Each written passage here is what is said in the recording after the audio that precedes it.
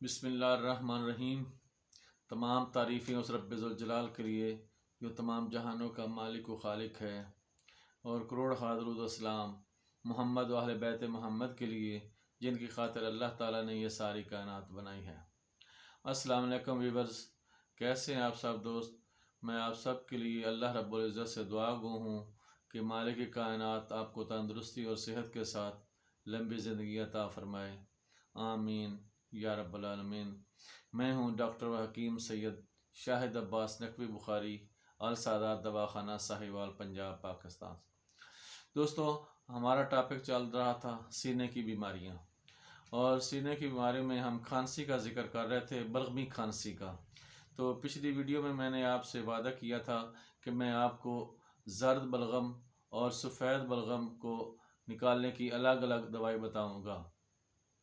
तो आज हम जिस मौजू पे बात करेंगे वो है जर्द बलगम को खारिज करना। जब सीने पे फेफड़ों पे बलगम गिरता है तो फेफड़े उसको उछालते हैं और उसको जिस्म से बाहर निकालना चाहते हैं। तो ये अगर ज़्यादा सख्त जमी हुई बलगम होगी तो वो खारिज नहीं हो सकेगी। तो उसको थोड़ा सा रकीक करके, पतला करके जिस्म से, सीने से खारिज करने के लिए वो दवाई बताता हूँ।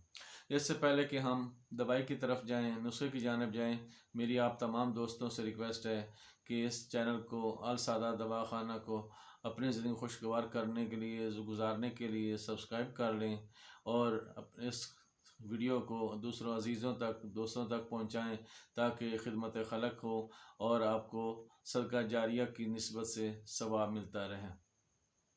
दोस्तों, आप चलते हैं नुस्खे की जानिब।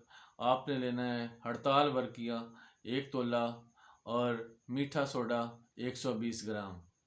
आपने पहले दौरी कुंडे में या लोहे के हवा दस्ते में आपने इस हड़ताल वर्किया को कूट लेना है।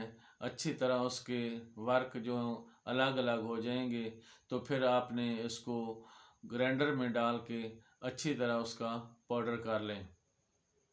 तो फिर उसको आपने बाद में खरल में डालकर बारीक सुरमे की तरह पीस लें और इसको अच्छी तरह खरल करना। बेट ये थोड़ा सा नुस्खा मेहनत तलब है, लेकिन जब एक दफ़ा बन जाएगा तो इंशाल्लाह आप दुआएं देंगे।